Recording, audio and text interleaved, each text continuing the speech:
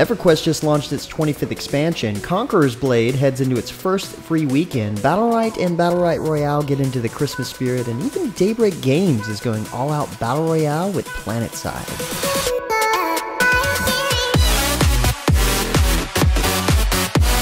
What's up guys, James Blind here, back from my moving break with a weekly recap for gaming news and announcements for the week of December 14th, 2018, and there's a decent amount of news we're going to have to catch up on. So, starting at the news this week, of course we've got Digital Extremes announcing the next massive Warframe expansion, Fortuna, is now available on the Xbox One and the PS4.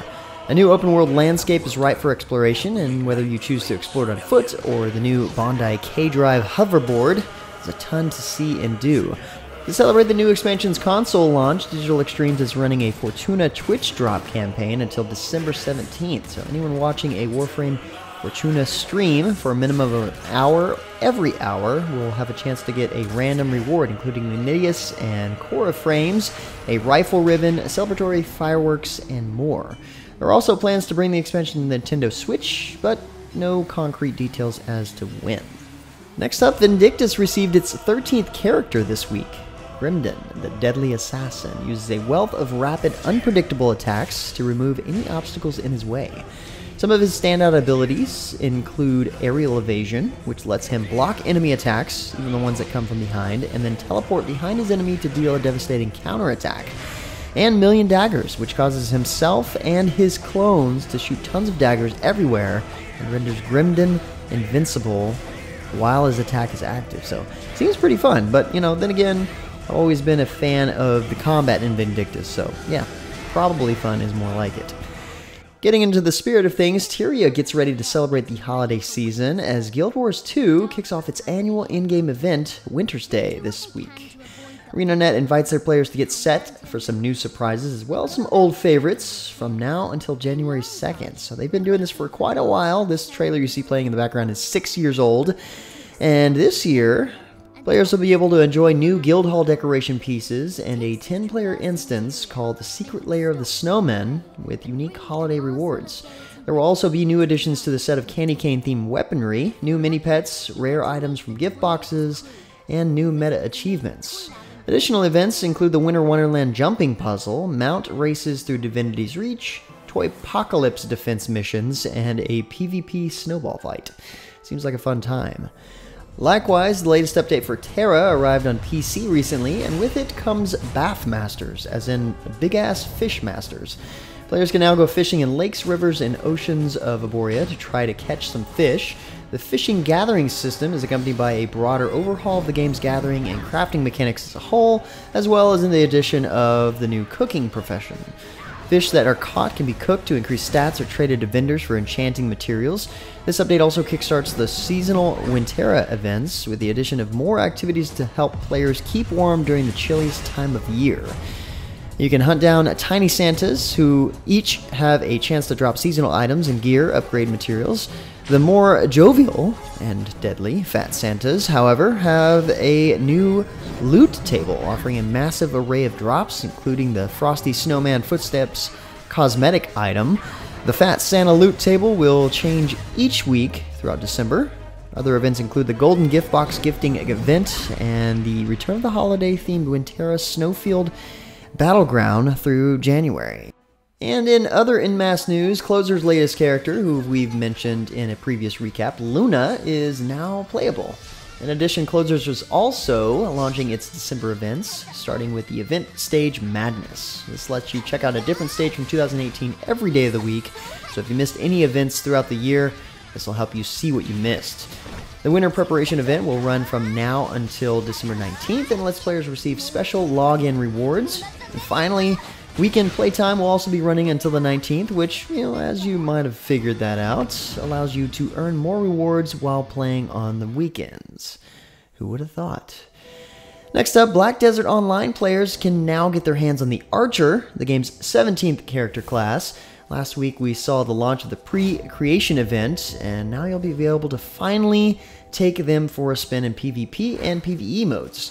If you decide to join in on the celebration, you'll have a chance of receiving valuable items in addition to a shot at winning a souped-up Alienware 15-inch gaming laptop. Yeah, who doesn't need that? I know I do.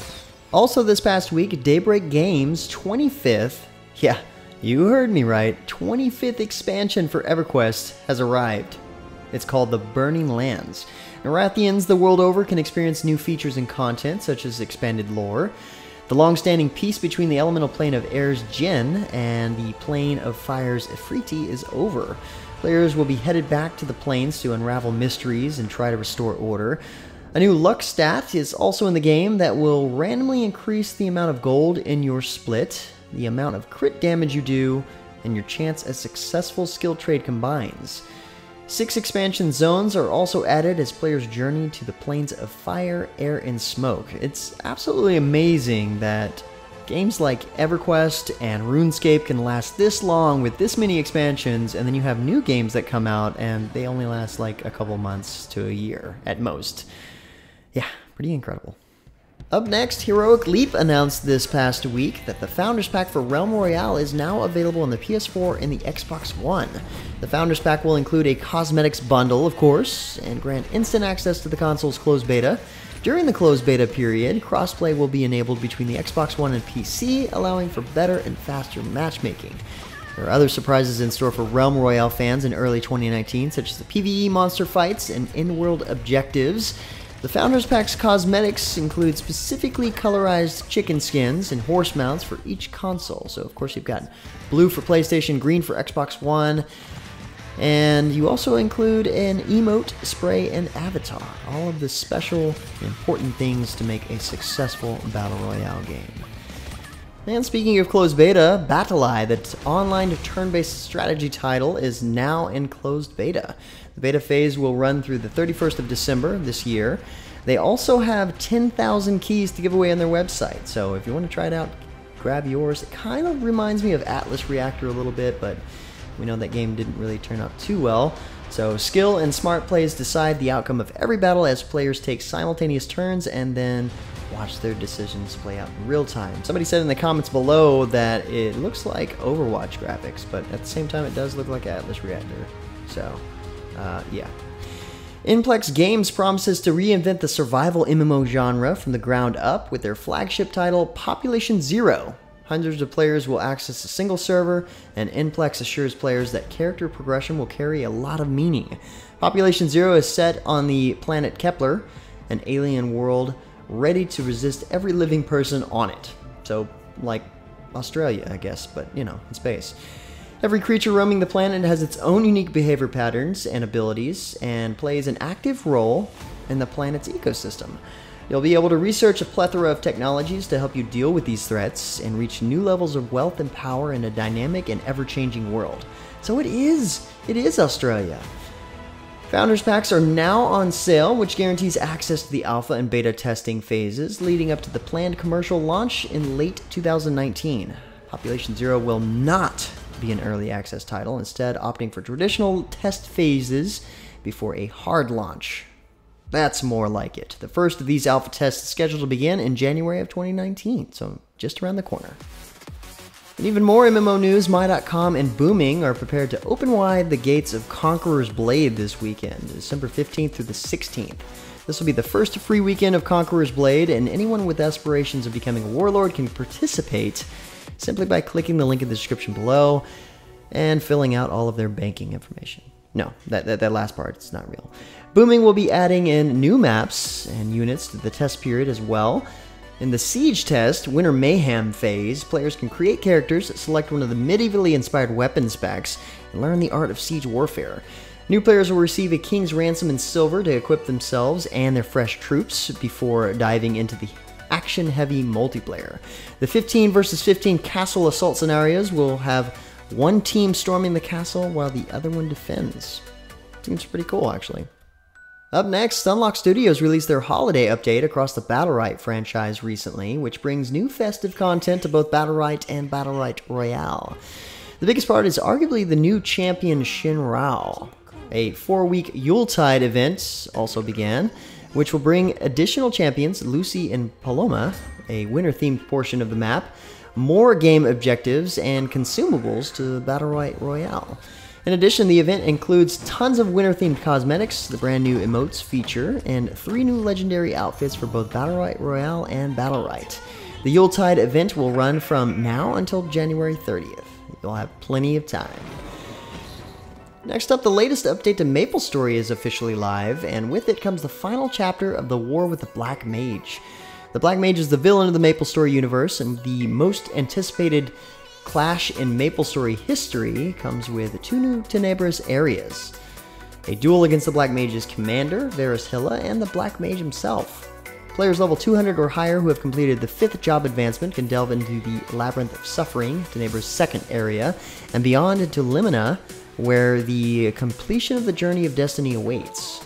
In addition, every class will receive a new 5th job skill to fight the Black Mage with, and once the Maple Alliance gathers enough determination to power the Spark of Determination, the Black Mage boss battle will unlock. The Black Mage's HP is shared across all of the worlds.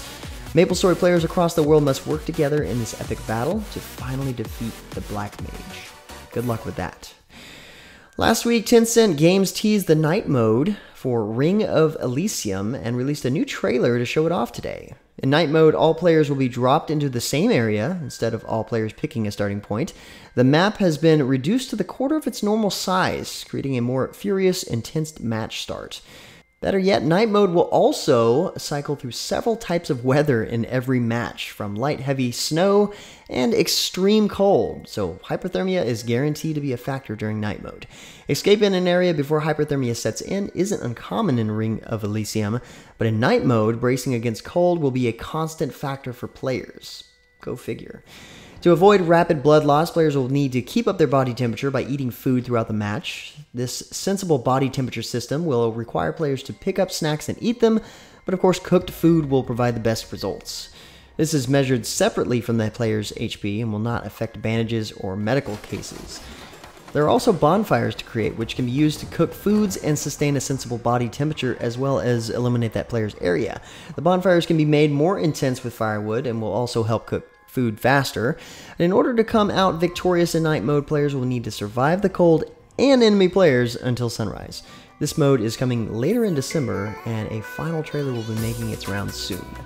But finally, for a last bit of news, Daybreak Games announced their latest project called PlanetSide Arena recently. PlanetSide Arena is a massive scale sci-fi arena FPS set in the PlanetSide universe, and sort of looks like a combination of PlanetSide to Lawbreakers and Tribes Ascend, in my opinion. It's set to launch on PC via Steam on January 29th, 2019, and has begun pre-orders in the link below. Daybreak Games plans to bring the franchise's signature scale to the arena competitive game modes, which is cool, offering player classes, combined arms gameplay, and seasonal progression. PlanetSide Arena will also launch with 3 Battle Royale game modes in Season 1, Massive Clash, which is an epic 250 versus 250 player experience, along with solo and team modes. Following sessions will bring in new modes like Capture the Flag, Team Deathmatch, Search and Destroy, and Global Conquest to players. New sessions will also bring in new weapon blueprints that allow players to add their arsenal at in-game terminals using currency earned in each match. That's kind of a neat twist on things. 2 pre-order bundles are also available, with each including a Season 1 Battle Pass and granting players access to the closed beta, of course. I guess that's the motto of 2018. When in doubt, Battle Royale. Anyway, guys, that's about it for all the major news and announcements for this week. For more information on the news topics, check the links in the description below. Feel free to discuss the news or even more news in the comments below. Don't forget to like, subscribe, and share this video. Until next time, guys, that's going to be it for me. I'm James Blonde. See you out there, gamers.